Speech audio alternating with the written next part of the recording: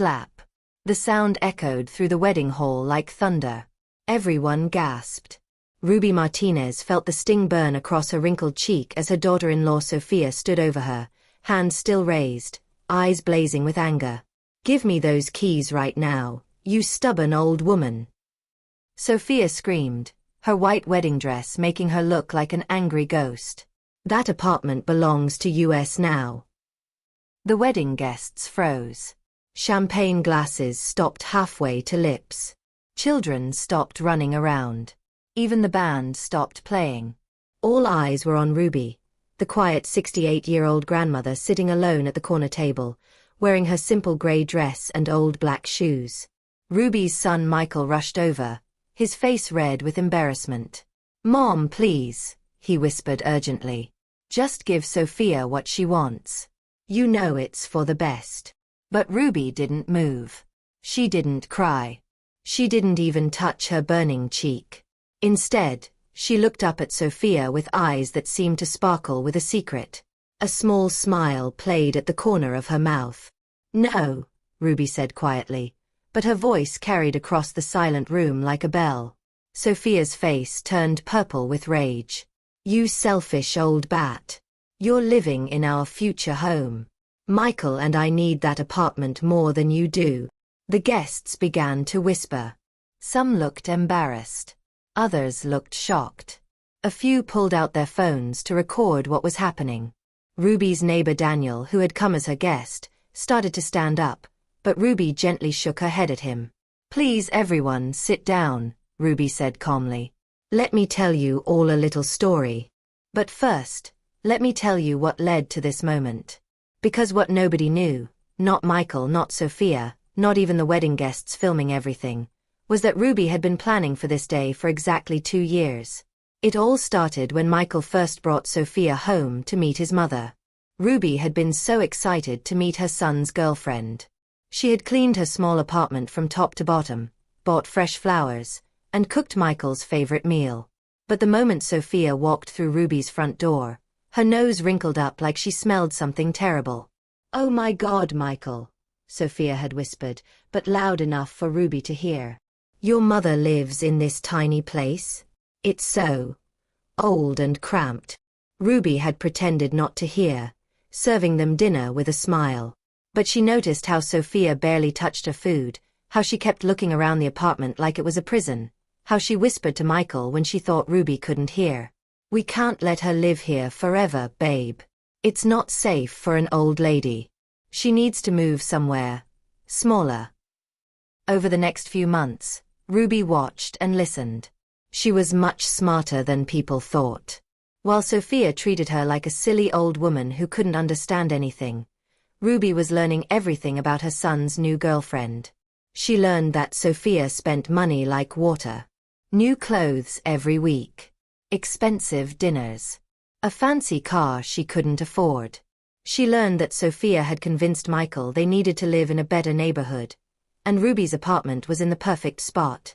"Your mom doesn't need all that space," Sophia would tell Michael during their visits. "She's just one person. We could take such good care of that place." Ruby also noticed that Michael had changed. Her sweet, kind son who used to call her every day now only visited when Sophia dragged him along. He looked tired all the time. Worried. Like he was carrying a heavy weight on his shoulders. One evening, Ruby was taking out her trash when she overheard Michael and Sophia arguing in the parking lot. "I can't keep borrowing money, Sophia," Michael was saying. "My credit cards are maxed out." "Then we need to speed things up with your mother," Sophia snapped back. "That apartment is worth a fortune. Once we get her out, we can sell it and pay off everything." Ruby's heart sank. But she didn't cry. Instead, she got angry. Not the kind of anger that makes you scream and throw things. The quiet, dangerous kind of anger that makes you plan. From that night on, Ruby started paying very close attention. She wrote down everything she saw and heard. She saved every mean text message Sophia sent her. She recorded every conversation where they tried to pressure her to downsize or move to a nice retirement home. Ruby also did something else. Something that would shock everyone later. She called her old friend Mr. Rodriguez, who worked at the bank. "Rodriguez," she said quietly into the phone, "I need you to help me with something very important. And it has to be our secret." The wedding day arrived like a storm Ruby had been watching build on the horizon. She put on her simple gray dress, the same dress she wore to every special occasion because she wanted people to think she didn't have money for anything fancier. She sat at her assigned table, the one furthest from the bride and groom's table, naturally, and watched as Sophia played the perfect princess bride. She watched Michael smile and laugh, but she could see the worry lines around his eyes getting deeper. During the reception, Sophia had pulled Ruby aside. "Look, Ruby," Sophia had said, dropping all pretense of being sweet. "Michael and I are moving into your apartment next month. You can visit sometimes, but we need the space. There's a lovely little senior home across town that would be perfect for you." "What if I say no?" Ruby had asked quietly. Sophia's eyes had turned cold as ice. "Then we might have to have you declared unfit to live alone. You know, for your own safety." That's when Ruby knew for certain that everything she had suspected was true. This wasn't about caring for her. This was about greed. This was about taking everything she had worked for her whole life. So when Sophia demanded the keys in front of everyone, when she slapped Ruby like she was nothing more than a disobedient child, Ruby was ready. The sting on her cheek felt like fire, but inside, Ruby's heart was ice-cold and determined. "No," she said again, louder this time. "I will not give you my keys." Sophia raised her hand to slap Ruby again, but this time, Ruby caught her wrist. "But I will give you all something much more interesting," Ruby said, her voice growing stronger. "I'm going to tell everyone here the truth about what you've been planning." The wedding guests leaned forward. Michael's face went white. Sophia tried to pull her wrist away, but Ruby's grip was surprisingly strong. "Sit down, dear," Ruby told her daughter-in-law sweetly, "because what I'm about to say is going to change everything." Ruby still held Sophia's wrist as the wedding guests stared in stunned silence. But what they didn't know was that Ruby had been busy these past 2 years. Very, very busy. "Let me tell you what I've discovered," Ruby said, her voice calm but powerful. "Because while you all thought I was just a helpless old lady, I was actually being a detective." Michael tried to interrupt. "Mom, please don't." "Quiet, Michael," Ruby said firmly, and her son's mouth snapped shut like a child who'd been caught stealing cookies. "It's time for the truth." Ruby reached into her small purse and pulled out a thick folder. The wedding guests gasped again. Where had that come from? 3 months ago, Ruby began, I hired a private investigator. The room erupted in whispers. Sophia's face turned ghostly white. Michael looked like he might faint. "You see, when your own family starts treating you like you're stupid, you have to protect yourself. And boy, did I learn some shocking things." Ruby opened the folder and pulled out a stack of papers. "Michael, my dear son, did you tell your beautiful bride here about your gambling problem?" "What?" Sophia shrieked, finally yanking her wrist free from Ruby's grip. "What gambling problem?" Michael's face crumpled. "Mom, how did you?" $23,000 in debt to the casino, Ruby announced to the stunned crowd. "But that's not all, folks." She pulled out another paper. "Sophia, darling, did you tell Michael about your little shopping addiction? 14 credit cards, all maxed out. Total debt, $41,000. The wedding guests were now completely silent, hanging on every word. Some had their phones out, recording everything. This was better than any movie they'd ever seen. Ruby's neighbor Daniel was grinning from ear to ear. He had helped Ruby gather some of this information, and he was so proud of his brave friend. "But wait, there's more," Ruby said, sounding like a TV game show host. "Did anyone here know that these 2 lovebirds have been planning to have me declared mentally incompetent?" The gasps from the crowd were so loud they could have blown out the wedding candles. Ruby pulled out a recording device, one of those small digital recorders that look like a pen. Would you like to hear them discussing it? She pressed play. Sophia's voice came through crystal clear. Once we get her declared unfit, we can take control of everything. The apartment, any savings she has hidden away. Old people always hide money somewhere. Michael's voice followed. I don't know, Sophia. It feels wrong. Wrong. What's wrong is letting that old bat control our future. She's probably got dementia anyway. No one will question it. The recording stopped. You could have heard a pin drop in that wedding hall. Sophia was shaking now, her perfect wedding makeup running down her face in black streaks. That's illegal. You can't record private conversations. Actually, Ruby said sweetly, in this state, only one person needs to know about the recording. And since it happened in MY apartment, I was perfectly within my rights. Ruby had done her homework. After that first terrible conversation she overheard in the parking lot, she had visited the library and researched everything about elder abuse and legal protections. She had even taken a class on using technology. But here's the thing that really broke my heart, Ruby continued, her voice getting softer and sadder. I found out that for the past year, you two have been telling people I'm going senile. She looked directly at Michael, and for the first time, her eyes showed real pain.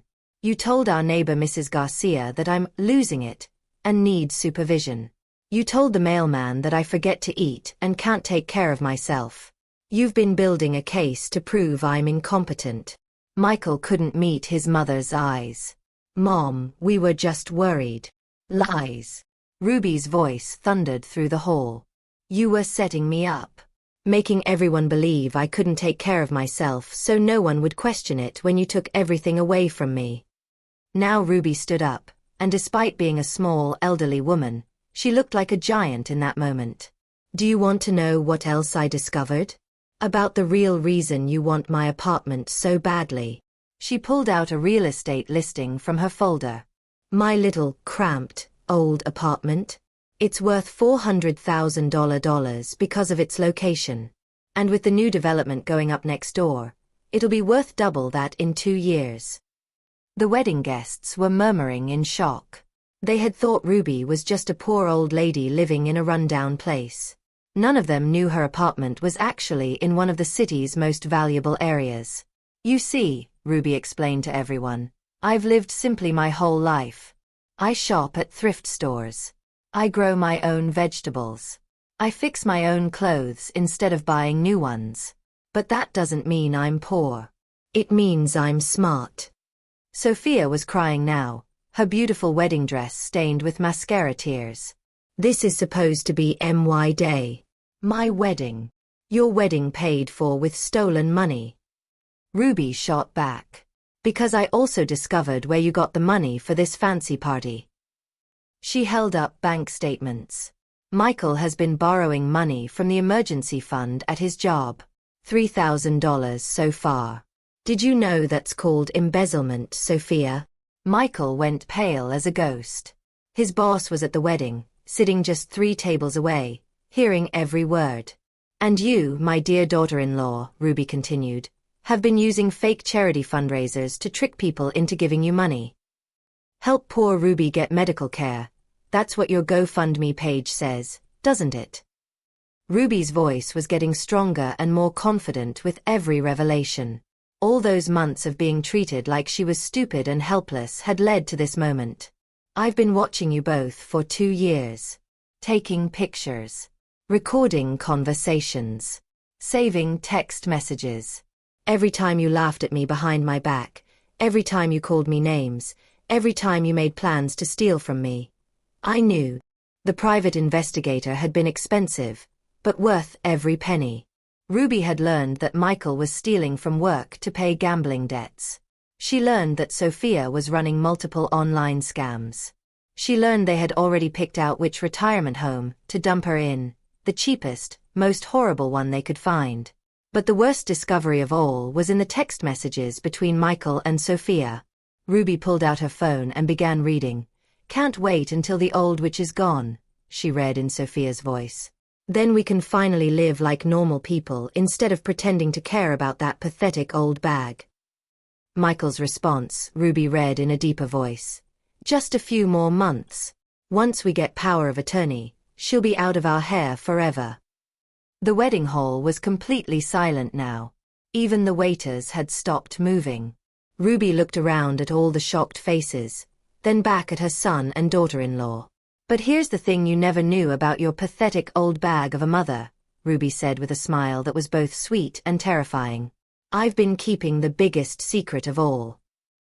Ruby looked around the silent wedding hall, enjoying the shocked faces staring back at her. Then she smiled the biggest, most confident smile anyone had ever seen her wear. My biggest secret, Ruby announced, is that I'm not poor at all. In fact, I'm a millionaire. The wedding hall exploded with gasps and shouts. Champagne glasses crashed to the floor. Someone's grandmother fainted and had to be fanned with a napkin. Sophia's mouth fell open so wide a bird could have flown into it. What? Michael screamed. That's impossible. You live in that tiny apartment. You shop at thrift stores. You use coupons. Ruby laughed, a strong, joyful laugh that filled the entire room. Oh, my dear, foolish son. I'm worth $2.3 million. She pulled out official bank statements from her folder. I've been investing wisely for 40 years. Your father and I bought stocks, saved money, and made smart choices. When he died, I kept building our fortune. Ruby walked to the center of the dance floor so everyone could see her. But I lived simply because I wanted to see who truly loved me, not my money. And boy, did I learn the truth. Sophia was shaking like a leaf. But, you said you couldn't afford to help us with the wedding. I lied, Ruby said proudly, because I wanted to see how far you would go to steal from a poor old lady. And you both went all the way. Michael's boss, Mr. Thompson, stood up from his table. Michael, is it true about the missing money from work? Michael couldn't speak. He just stared at his mother like she was a stranger from another planet. Oh yes, Ruby continued, and I have more surprises. Mr. Rodriguez, could you come up here please? A distinguished man in an expensive suit walked up from the back of the room. The wedding guests whispered, who was this mystery man? Everyone, meet Mr. Rodriguez, my financial advisor for the past 20 years. He's also a lawyer. And he's been helping me plan for this exact moment. Mr. Rodriguez opened his briefcase and pulled out legal documents. Mrs. Martinez has asked me to make several announcements. Ruby nodded to him. Go ahead, Rodriguez. Tell them what we've prepared. First, Mr. Rodriguez announced in a loud, clear voice, all financial support to Michael and Sophia Martinez ends immediately. The credit cards Ruby has been secretly paying for, cancelled. The car loan she's been covering, no more payments. Sophia screamed like someone had set her on fire. You've been paying our bills? For 2 years. Ruby laughed. Your fancy lifestyle? I was funding it. I felt sorry for my struggling son and his wife. I thought you were just having hard times, so I helped secretly. But now I know you were stealing from me while planning to steal even more. Second, Mr. Rodriguez continued, Mrs. Martinez has documentation of elder abuse, financial fraud, and conspiracy. These documents have been filed with the police and the district attorney's office. As if summoned by magic, 2 police officers walked into the wedding hall. The guests gasped again. This was turning into the most incredible wedding anyone had ever seen. Third, Mr. Rodriguez said, the apartment lease that Michael and Sophia signed for next month? Mrs. Martinez owns that building too. Their application has been rejected. Ruby grinned. Surprise. I bought that building 5 years ago as an investment. When I found out you were planning to kick me out and move there, I made sure your application got special attention. Michael finally found his voice. Mom, please. We can explain everything. We love you. Love. Ruby's voice boomed through the hall. You want to know what love looks like? She pointed to her neighbor Daniel, who was cheering her on from his table. Daniel checks on me every day. He brings me soup when I'm sick. He helps me with my groceries. He's never asked for a single penny. Then she pointed to Mrs. Garcia from her building. Mrs. Garcia waters my plants when I'm away. She listens when I'm sad. She celebrates when I'm happy. She doesn't even know I have money.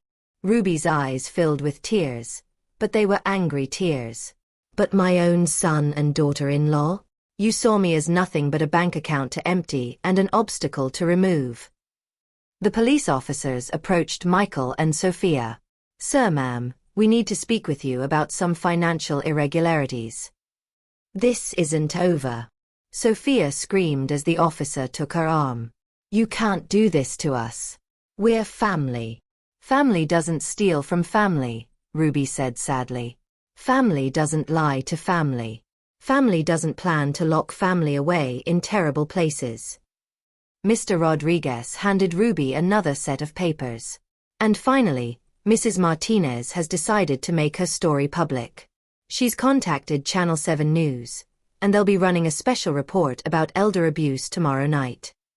The wedding photographer, who had been snapping pictures of the whole dramatic scene, nodded excitedly. This was going to be the most famous wedding photos ever taken. Ruby looked around at all the wedding guests, Michael's friends, Sophia's family, co-workers, neighbors. I want everyone to see what greed does to people. I want other grandparents and grandmothers to know they don't have to be victims. You're destroying our lives. Michael cried, tears streaming down his face. How could you do this to your own son? Ruby walked over to Michael and looked up at him with eyes full of pain and disappointment. I didn't destroy your life, Michael. You destroyed it yourself when you chose money over love. She reached into her purse and pulled out one last thing, a small jewelry box. This was going to be my wedding gift to you both, she said softly, opening the box to reveal a beautiful diamond necklace. It was my mother's, and her mother's before that. I was going to pass it down to Sophia, welcoming her into our family. Sophia's eyes got huge looking at the sparkling diamonds. Even while being arrested, she reached for the box. Ruby snapped it shut. But family heirlooms are for real family, not for thieves and liars. She turned to address the entire wedding hall one more time. Let this be a lesson to everyone here. Never underestimate a grandmother.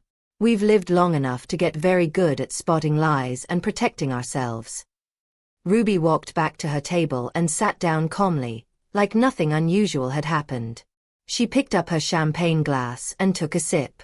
Now then, she announced cheerfully, since the bride and groom seem to be busy talking with the police, would anyone like to dance? The music is lovely, and it seems like a shame to waste such a beautiful party.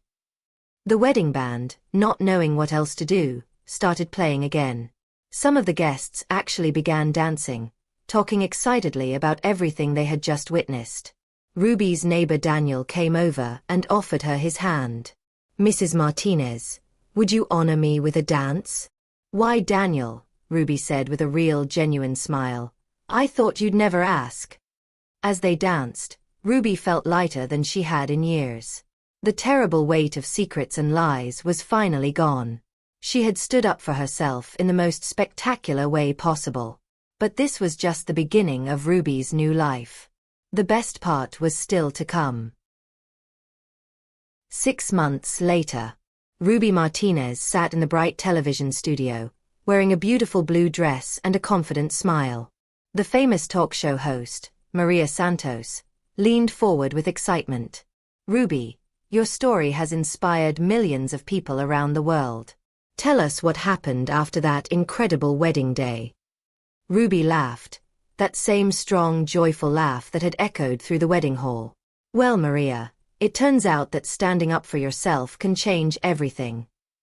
The audience applauded wildly. Ruby had become a hero to grandparents everywhere, and her story had spread like wildfire across social media. First, Ruby continued, Michael and Sophia lost their apartment, their car, and most of their fancy things. The police investigation found even more crimes they had committed, not just against me, but against other elderly people too. The audience gasped. This was news even to Maria Santos. That's right, Ruby nodded sadly. They had been running the same scam on 3 other senior citizens in our neighborhood, pretending to care while planning to steal everything. But now they're both in jail, where they belong. How did you feel when you found out your own son was hurting other people's grandparents? Maria asked gently. Ruby's eyes grew sad for a moment. Heartbroken, but also more determined than ever to help other seniors who might be going through the same thing. And that's what led you to start the Ruby Martinez Foundation, isn't it? Ruby's face lit up with pure joy. Yes. We've already helped over 500 elderly people who were being abused or scammed by their own families. The audience erupted in cheers and applause. Ruby had taken her $2.3 million and used it to create something beautiful. Tell us about some of the people you've helped, Maria encouraged. Well, there's Margaret in Texas. Her daughter was stealing her Social Security checks and leaving her without food. We got her legal help and a safe place to live. Ruby's voice got stronger as she talked about her work. There's Frank in California. His son was trying to force him to sell his house by telling everyone Frank had dementia, which was a lie. We helped him get medical proof that his mind is perfectly sharp. And there's sweet Dorothy in New York. Her granddaughter was using Dorothy's credit cards to buy drugs. We helped get her into rehabilitation and protected Dorothy's finances. Every story made the audience clap harder. Ruby had turned her pain into purpose, and it was changing lives everywhere. But Ruby, Maria said, the most incredible part of your story is what happened with your neighbor Daniel. Ruby blushed like a teenager. Oh my. Well, Daniel has been by my side through everything. He helped me gather evidence against Michael and Sophia. He held my hand during the court hearings. He celebrated with me when we won. And? Maria prompted with a knowing smile. And, well. Ruby giggled. Last month, Daniel asked me to marry him. The audience went wild with cheers and applause. Ruby held up her hand to show a beautiful engagement ring. At 68 years old, I'm getting a second chance at love with a man who fell in love with me. The real me, not my money. That's amazing, Maria exclaimed. When's the wedding? Next spring. And this time, I'm paying for everything myself, with JOY instead of secrets. The camera showed the audience, and there wasn't a dry eye in the studio. Ruby's story had everything: betrayal, mystery, justice, and now love. Ruby, what would you say to other grandparents who might be watching and going through similar situations? Ruby looked directly into the camera, her eyes fierce and determined. Listen to me very carefully. You are not helpless. You are not stupid. You are not a burden. You are valuable, important, and loved. Her voice got stronger with each word. If your family is treating you badly, if they're trying to take your money or your home, if they're calling you names or threatening you, fight back. Get help. Call the police. Find a lawyer.